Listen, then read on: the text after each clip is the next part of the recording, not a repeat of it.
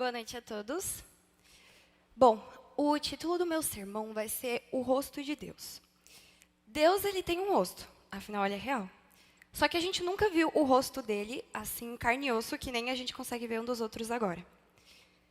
Ellen White, quando ela visitava a casa da família Kellogg, ela sempre via na parede a figura de uma figura de Jesus, que foi feita em 1866. É uma figura que, vamos projetar aqui agora. Essa figura. Ellen White, sempre que ela ia visitar a família Kellogg, ela via essa figura de Jesus na parede. E ela dizia que essa era o rosto de Jesus mais parecido com o que ela via nas suas visões. Ó, como a gente pode ver, é um rosto tipo meio oval, com um cabelo meio ondulado. Nós não sabemos como é o rosto de Jesus em carne e osso, porque nós nunca o vimos. Mas Ellen White dizia que esse era o mais parecido com o que ela via nas suas visões. A BBC News fez uma reportagem uma vez sobre o que o nosso rosto revela sobre quem nós somos. E, de fato, o nosso rosto revela muito sobre quem a gente é. Por exemplo, pensa naquela pessoa que você conhece melhor do que ninguém. Quando você olha para ela, na hora você já sabe se ela está triste ou se ela está feliz só pela cara que ela está fazendo. Muitas vezes a gente tenta esconder alguma coisa, só que só pela cara que a gente está fazendo, todo mundo já sabe que a gente fez. E o nosso rosto é o cartão postal de cada pessoa. Cada rosto tem suas peculiaridades e suas características. E se o nosso rosto já revela muito sobre quem nós somos, o que dirá o rosto de Cristo nos revela. E agora eu quero convidar vocês para irem para Salmos capítulo 27, versículo 4. E é aí que está o versículo que eu gostaria de meditar com vocês nessa noite.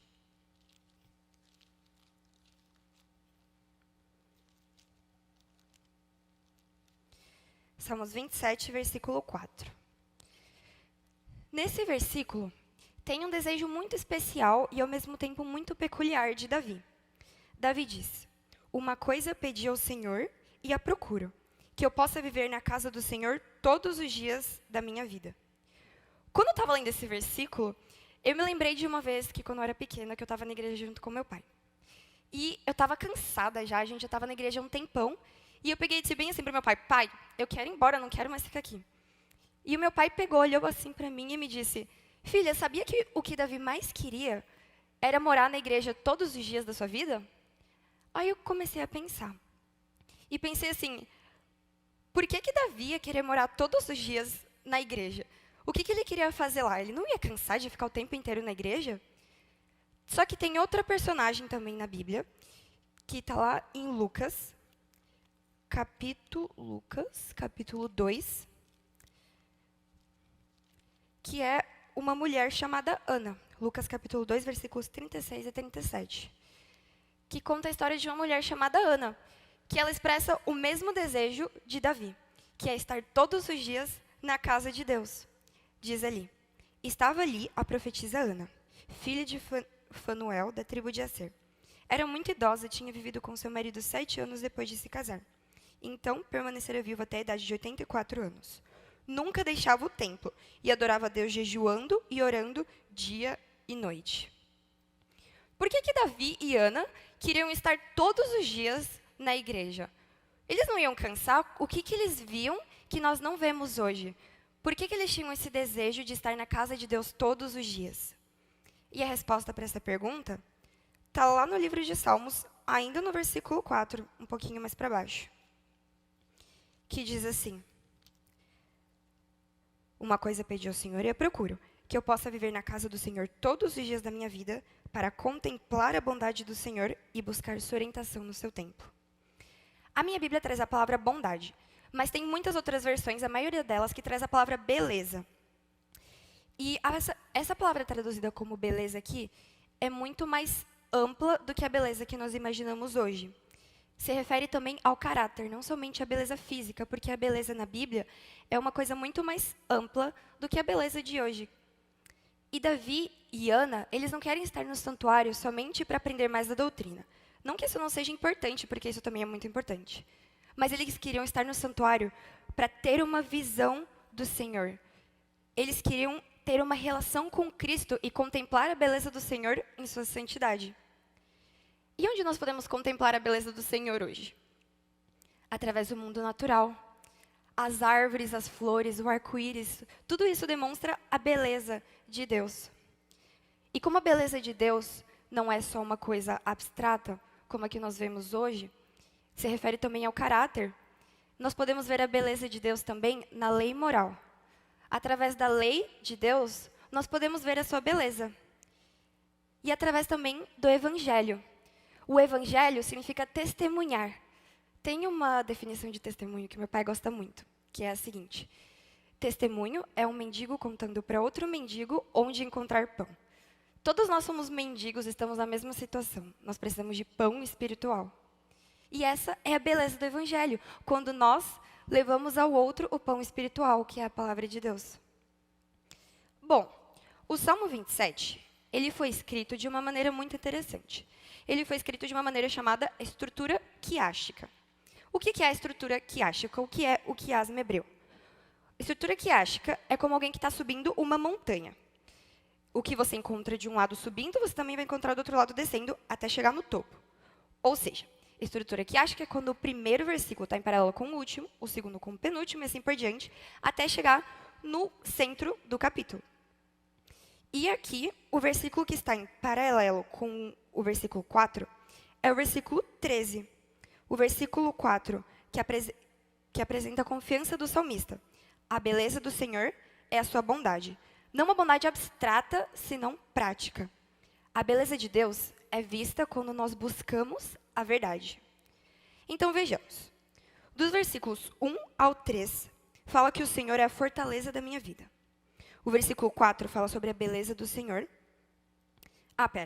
Os versículos 1 ao 3 falam que o Senhor é a fortaleza da minha vida. O versículo 14, que é o último, fala que ele fortalece o meu coração. O versículo 4 fala sobre a beleza do Senhor. E o versículo 13 fala sobre a bondade. Dos versículos 5 ao 6, fala sobre os inimigos. Do 11 e 12 também fala sobre os inimigos. O versículo 7 fala sobre 3 pedidos positivos. E do 9 e 10, 3 pedidos negativos. Até quando a gente chega no centro do capítulo, no centro do Salmo, que é o versículo 8, que fala, busque a minha face. O versículo 8 contém a essência do Salmo 27. A essência do Salmo 27 é o versículo 8 que diz, busque a minha face, a tua face, Senhor, buscarei. Na Bíblia, existem 362 versículos que falam que nós temos que buscar a face do Senhor. Quase um para cada dia do ano. E na criação, também aparece o rosto de Deus, só que de uma maneira indireta. Lá em Gênesis 2, versículo 4, apresenta o rosto de Deus, só que de uma maneira indireta. A palavra aqui para descrever a Deus é Yahvé, que significa Deus presente. É mencionado apenas um dia, o 6º dia. Deus se envolve de uma maneira pessoal aqui com a criação. Ao invés de ele fazer como das outras vezes, que ele só ordena e tudo se cria, aqui ele se envolve de uma maneira pessoal com a sua criação. Aqui ele vem e com as suas próprias mãos ele molda o boneco Adão. Deus termina com a criação da base dos templos, que é a família. Deus abençoou, santificou e juntamente com os que ele havia criado, ele descansou. Agora imagina a seguinte cena. Deus está caminhando pelo jardim do Éden, contemplando tudo que ele havia criado. Pensando onde seria o melhor lugar para ele dar início à parte mais importante da sua obra. Ele criaria o homem. Então, ele chega no lugar onde parece ser o lugar perfeito para ele dar início à parte mais importante da criação, para ele dar início à sua obra. E ao invés dele fazer como das outras vezes, ele se ajoelha e começa a moldar o boneco Adão. Braços, cabeça e perna, tudo vai tomando forma. Até que, de repente, Deus olha e ali está o boneco Adão. Deus, então, sopra em suas narinas o sopro da vida. E quando Adão abre os olhos, qual é a primeira coisa que ele vê? O rosto de seu pai. Adão está na presença de seu Senhor. Mas, como eu disse, são 362 versículos na Bíblia com a palavra rosto. E eu vou mencionar alguns deles aqui com vocês, não precisa abrir na Bíblia. Em Salmos 11, versículo 7 diz, pois o Senhor é justo e ama a justiça, e os retos verão sua face. Em Apocalipse 22:4 diz: eles verão a sua face, e o seu nome estará na testa deles. Na bênção sacerdotal, dizia: o Senhor te abençoe e te guarde. O Senhor faça resplandecer o seu rosto sobre ti. O Senhor volte para ti o seu rosto e te dê paz. Nos momentos que Davi estava em estresse e angústia, ele pedia: Senhor, não escondas de mim o teu rosto. Isso nós podemos ver na maioria dos salmos que ele escreveu. Agora eu quero te convidar para abrir tua Bíblia comigo em Gênesis 32, porque nós vamos para outra história. Gênesis 32 e 33. Conta a história de Jacó. E qual que é o contexto da história aqui? Jacó, ele havia enganado seu pai e roubado a primogenitura do seu irmão. Então ele foge para a casa do seu tio Labão. Lá ele se casa e cria sua família. O país que Esaú morava não estava muito longe de onde Jacó estava. Mas eles passaram 20 anos sem nenhum tipo de comunicação, porque o rosto de Esaú assombrava Jacó o tempo inteiro. Então, depois de 20 anos, Jacó decide voltar para sua casa. E ele foge de Labão, porque Labão não quer deixar ele sair. E depois que Jacó sai, e Labão percebe que ele havia fugido, ele corre atrás de Jacó para matá-lo. Deus então para Labão, e eles, Jacó e Labão, se reconciliam e fazem uma aliança. Agora eu quero convidar vocês para a gente ler Gênesis 32, versículos 1 e 2. Jacó também seguiu o seu caminho, e anjos de Deus vieram ao encontro dele. Quando Jacó os avistou, disse: esse é o exército de Deus. Por isso deu àquele lugar o nome de Maanaim. Jacó, depois que Labão voltou para casa, também seguiu o seu caminho. E vieram ao encontro dele anjos de Deus. E quando Jacó os avistou, disse: esse é o exército de Deus. E por isso ele deu para aquele lugar o nome de Maanaim, que significa 2 exércitos. Deus estava confortando Jacó e estava dizendo que estaria com ele, não importa para onde ele fosse. Nos versículos 3 ao 5, diz o seguinte: Jacó mandou mensageiros adiante dele a seu irmão Esaú, na região de Seir, território de Edom. E lhes ordenou: vocês dirão o seguinte ao meu senhor Esaú: assim diz teu servo Jacó: morei na casa de Labão e com ele permaneci até agora. Tenho bois e jumentos, ovelhas e cabras, servos e servas. Envio agora essa mensagem ao meu senhor para que me recebas bem. Depois disso, Jacó decide que ele vai se encontrar com seu irmão, depois de 20 anos. Então ele manda alguns servos na frente para irem avisar Esaú que ele está indo para se encontrar com ele. Depois que os servos voltam, eles trazem para Jacó a seguinte notícia: de que Esaú também está vindo se encontrar com ele. Só que ele não está vindo sozinho. Ele está vindo com 400 homens. Só que tem um detalhe. A palavra que aqui é traduzida como homens, nesse contexto pode significar também guerreiros. Então os servos vieram trazendo a notícia de que Esaú estava vindo com 400 guerreiros, não só com 400 homens. Então imagina a situação de Jacó. Ele havia enganado seu pai e roubado a primogenitura de seu irmão. Havia fugido e ele ficou 20 anos sem ver seu irmão. E agora ele estava vindo com 400 guerreiros para se encontrar com ele. Ele entrou em desespero. Aqui ele passa por um momento de muita angústia e tensão. E então, ele passa por um momento de muita angústia. E aqui ele decide separar sua família em 2 grupos. Porque se Esaú atacasse o primeiro, o segundo podia fugir. E nesse momento de tensão, ele ora. A oração dele está dos versículos 9 ao 12. Se depois você quiser ler, você pode ler. E aqui, nessa oração que ele faz, ele está lembrando a Deus daquilo que Deus havia prometido para ele. Senhor, tu disseste, eu conto com a tua palavra. Ele decide viver pela palavra de Deus e crer na promessa. Ele pensou: se Deus me guiou no passado, por que ele não pode me guiar agora? Só que Jacó decide fazer sua parte. Por causa que tem gente que vai lá e ora, faz um pedido para Deus, e pega e senta, fica de pernas cruzadas, esperando Deus fazer tudo como num passe de mágica. Só que não é bem assim. Quando nós pedimos alguma coisa para Deus, nós também temos que fazer a nossa parte. E é isso que Jacó faz. Jacó manda alguns presentes para Esaú, para ir acalmando o coração dele, para que ele recebesse ele pelo menos de uma maneira favorável. Então, junto com os presentes, ele mandou alguns servos. E ao servo que ia na frente, ele deu a seguinte orientação: Quando Esaú te encontre e te pergunte para onde você vai, etc., diga que isso aqui é um presente do servo Jacó para o senhor Esaú. Servo Jacó para o senhor Esaú. Jacó estava completamente aterrorizado com o rosto de Esaú. No versículo 20 está o pensamento de Jacó. Ele diz assim: e acrescentem, teu servo Jacó está vindo atrás de nós, porque pensava, eu o apaziguarei com esses presentes que estou enviando antes de mim. Mais tarde, quando eu ouvir, talvez ele me receba. Na maioria das traduções, a palavra rosto nem aparece nesse versículo, aparece uma vez. Mas na versão literal, a palavra rosto aparece 4 vezes. A versão literal que está em hebraico é: ele está pensando consigo mesmo. Eu vou cobrir o seu rosto com os presentes que irão à frente do meu rosto. Quando eu veja o seu rosto, ele levantará o meu rosto. Chega a ficar até enjoativo, né? Cobrir o seu rosto seria como cegar o irmão para que ele o recebesse de uma maneira favorável. Então vem a luta de Jacó com o ser divino. E eu gostaria de ler com vocês. Gênesis 32, versículos 22 ao 30.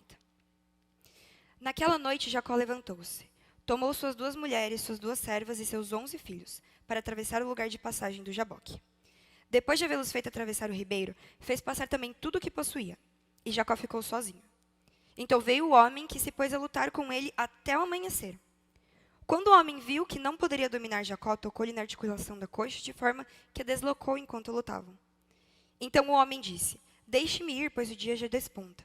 Mas Jacó respondeu, não te deixarei ir, a não ser que me abençoes. O homem lhe perguntou, qual é o seu nome? Jacó, respondeu ele. Então disse o homem, seu nome não será mais Jacó, mas sim Israel, porque você lutou com Deus e com homens, e venceu. Prosseguiu Jacó, peço-te que digas o teu nome. Mas ele respondeu, por que pergunta o meu nome? E o abençoou-lhe. Jacó chamou aquele lugar Peniel, pois disse, vi Deus face a face, todavia minha vida foi poupada. Deus pergunta para Jacó, qual é o teu nome? Lembra da última vez que alguém tinha perguntado isso para Jacó? A última vez que alguém tinha perguntado para Jacó qual era o seu nome, foi há muitos anos atrás, quando Isaac havia lhe perguntado e ele mentiu dizendo ser Esaú. Jacó significava o enganador. E quando Deus pergunta aqui o nome de Jacó, ele está querendo que Deus está querendo que Jacó entendesse sua verdadeira identidade. Quem ele realmente era. Jacó era o enganador. Então vem a bênção de Deus. Nessa luta, Jacó teve um verdadeiro encontro com Deus. Eles lutaram por toda a noite. Uma luta geralmente não dura muito tempo. Uma luta dura, às vezes, minutos, no máximo algumas horas. Mas a luta aqui durou a noite inteira. Isso já indica que é uma coisa extraordinária, uma coisa sobrenatural. E quando você luta com alguém, você fica fisicamente perto daquela pessoa, de uma maneira que você não esteve antes. E Jacó aqui, ao lutar com Deus, ele esteve fisicamente muito perto de Deus. Ele viu a Deus, ele viu o rosto de Deus face a face. Ele experimentou um contato pessoal com ele. Mas como a gente sabe que era Deus? Primeiro, a luta durou a noite toda. Segundo, no final da luta, o homem venceu com apenas um toque. Terceiro, ele abençoou Jacó. O nome que Jacó colocou naquele lugar foi Peniel, que é a junção de 2 palavras, Penim e El, que significa o rosto de Deus. E o novo nome que Jacó recebeu foi Israel, que significa aquele que luta com Deus.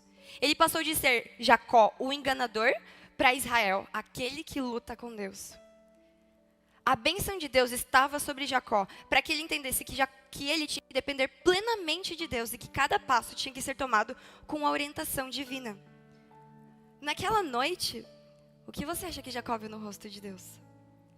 Ele deve ter visto amor, perdão, aceitação, graça, misericórdia e até o sorriso de Deus. Era como se Deus estivesse dizendo, Jacó, eu estou por ti e não contra ti. Mas o que diz o texto à continuação? Chega de manhã e à frente de Jacó está prestes a vir o rosto de Esaú. Foi aquele encontro na noite anterior que ele teve com Deus que o preparou para ter esse encontro com seu irmão. Imagina a cena agora. Está Jacó de um lado com a sua família. E do outro lado, vem Jacó com os 400, Esaú com os 400 guerreiros. Jacó viu Esaú acercar-se. Então ele divide seus filhos, os que estão com ele, em 2 grupos. Jacó, quando ele vê seu irmão, ele desce do cavalo e sai ao encontro de seu irmão. Além de estar mancando, ele se humilha 7 vezes. E Esaú pula do cavalo e corre ao encontro de Jacó. Só que para a gente entender a emoção desse momento, a gente tem que conhecer um pouquinho da cultura do Oriente Médio naquela época. Naquela época era proibido um homem de respeito, um homem de idade, correr em público. Porque era a mesma coisa como se ele estivesse se humilhando. Porque pelas roupas compridas e pesadas que eles usavam, seria meio vergonhoso para eles terem que levantar a roupa e sair correndo. Então isso que Esaú fez foi como um ato de humilhar-se. Ele só pulou do cavalo e foi correndo ao encontro de seu irmão. Ele não estava nem aí para o que as pessoas iam pensar. Naquele momento, a única coisa que importava não era a sua reputação, era aquele encontro que ele tinha que ter com o irmão dele. No momento que eles se encontram, eles se abraçam e choram.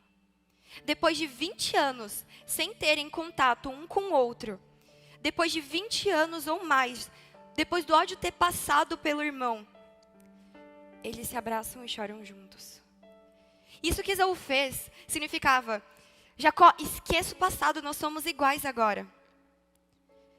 Então Esaú vê as coisas que estão com Jacó e pergunta quem são essas pessoas. Jacó lhe diz que são um presente. Esaú no começo ele recusa o presente, mas no versículo 10 do capítulo 33, Jacó insiste: não, se te agradaste de mim, aceita esse presente de minha parte, porque ver a tua face é como contemplar a face de Deus. Ver a tua face é como contemplar a face de Deus. Quanto tempo antes Jacó havia visto o rosto de Deus? Na noite anterior, Jacó esteve face a face com Deus. E agora, quando Jacó se encontra com Esaú, ele estava dizendo que ver a tua face é como contemplar a face de Deus. Com experiência própria, Jacó havia estado na presença de Deus. E aquilo que ele estava vendo em Esaú era o mesmo que ele havia visto em Cristo.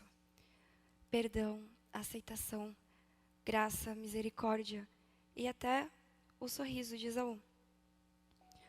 O significado de rosto é muito forte. Tem a ver com presença, tem a ver com estar juntos. Tem a ver com a presença de Deus conosco. Afinal, Ele é Emmanuel. Quando falamos de eventos finais, falamos que o povo nos últimos dias passaria pela angústia de Jacó. Ou seja, que passaria pela experiência de lutar com Deus, de estar na presença de Deus. Mas para isso, nós temos que conhecer a Cristo para que possamos reconhecer o seu rosto. A angústia de Jacó significa estar na presença de Deus. Significa que a presença dele estará sempre do nosso lado. Ele nunca vai nos abandonar. Será a sua presença e o seu espírito que vão nos guiar nos últimos dias. Quão importante em nossa vida é a presença de Deus. A presença aqui significa o rosto. Quão importante em nossa vida é o rosto de Deus. O rosto de Deus é o caminho para a restauração na minha vida. A Bíblia nos diz que ao admitirmos a nossa fraqueza, é aí que eu me torno forte. Isso é o contrário do que a nossa cultura popular autossuficiente diz. Que eu não preciso de ninguém, que eu posso fazer tudo sozinho. Mas a Bíblia diz que ao admitir a minha fraqueza, ao admitir que eu não sei fazer nada sozinho, ao admitir que eu preciso de Cristo em minha vida, é aí que eu sou forte. O rosto de Deus, ele muda o meu passado, os meus atos pecaminosos. Jacó teve o seu nome mudado quando ele admitiu quem ele era. O anjo perguntou: qual é seu nome? Ele disse: meu nome é Jacó. Eu sou o enganador. Quando Jacó admitiu que ele era o enganador, foi aí que ele teve sua vida mudada. Agora aqui hoje, Deus coloca para nós 2 caminhos. 2 decisões. O primeiro caminho é um caminho onde nós decidimos viver de costas para Cristo, onde nós decidimos virar as costas para o rosto de Deus, onde nós decidimos viver longe da presença dEle, onde nós decidimos viver feridos, confusos, ansiosos, preocupados e com medo, porque é isso que acontece quando nós viramos as costas para o rosto de Deus. Ou outro caminho, onde nós decidimos viver olhando para o rosto de Deus, onde nós decidimos viver uma vida feliz, uma vida sem preocupações, onde nós decidimos entregar os nossos medos e a nossa ansiedade nas mãos de Cristo e viver felizes. Para Davi e para Ana, a coisa mais importante, o que eles mais queriam, era estar na presença de Deus. Era ver o rosto de Deus todos os dias. Porque eles sabiam que quando você olha para o rosto de Deus, você tem a sua vida transformada. É isso que acontece quando nós olhamos para o rosto de Deus a cada dia. Para Davi e para Ana não tinha nada mais importante do que eles estarem na presença de Deus, olhando para o rosto de Cristo todos os dias. Em Deuteronômio 30, versículo 15, Deus nos diz... Deuteronômio 30, versículo 15, Deus nos diz: vejam que hoje ponho diante de vocês vida e prosperidade, morte e destruição. São dois caminhos. Deus coloca nas nossas mãos a opção de escolha. Cabe a você escolher. Qual vai ser a tua resposta hoje? Agora eu quero que você feche os teus olhos e que você conte para Deus qual é a tua resposta hoje. Se você vai escolher viver olhando para o rosto de Cristo a cada dia, ou se você vai escolher andar de costas para Ele. Feche os teus olhos, medite nisso agora, e daqui a pouco eu vou orar para finalizar.